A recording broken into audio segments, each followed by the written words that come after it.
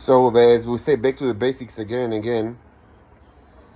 I don't know if people are so impressed by sculptures of germs. You're already, you belong to the starter class, which, I thought that all of you were already enrolled to this class long ago. There are so many YouTube movies, and even if it's filtered and it's not really accessible to the public, you should be able to mess with the phone or the iPad and just take the videos, the same way that I can see the videos. Anyway, I thought that, if people are so, anyway, for any case that can be, if people are so impressed by those basic things, maybe we should really, we can't do everything, we can rehash everything for that we have done in the last few months of research and experimentations and documentation, but, maybe perhaps the one of the most, the basic thing is to show you like living worms, how they are created and start to move, and you don't need a microscope even for that. You can actually, these are they are big enough to see, like watching like just the naked eye. So if there is a demand, it's not that complicated. It's actually one of the simplest things to create. So it takes between 90 minutes to 200 minutes to. You need about 200 minutes if you need like a real bunch of like living worms, like like a good group.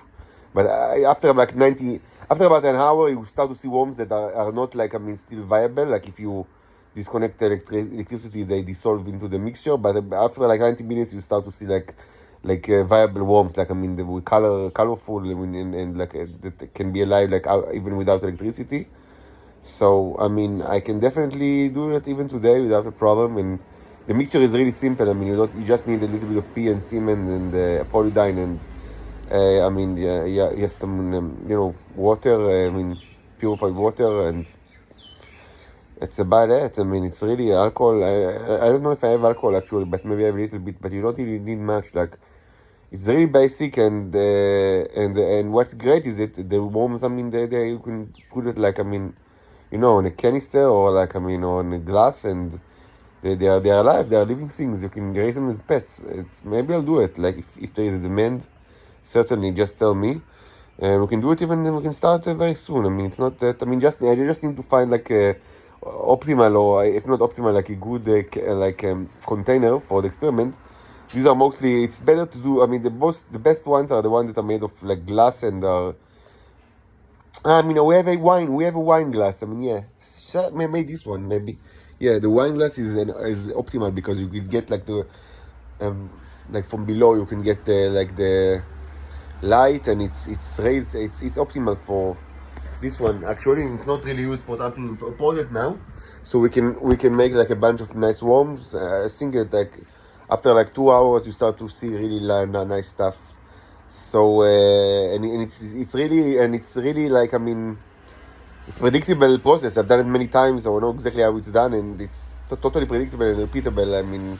Not much. I wouldn't say that creating life out of like a dead mother is not something that is amazing. It's amazing, but it's predictable. Like it happens every time. Like I know exactly how to do it.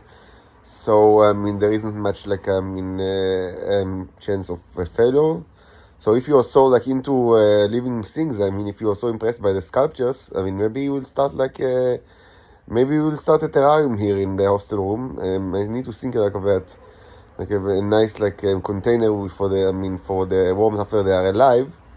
Should be like moisture, but with oily, like oil moisture, like with paint oil and things like that, because they like muddy environments, but like hard muddy, like with like linseed oil and like chemical stuff that it's not like the like ground moisture like that normal worms like, but more like more like industrial, like the industrial moisture and mud, like also like toxic materials, like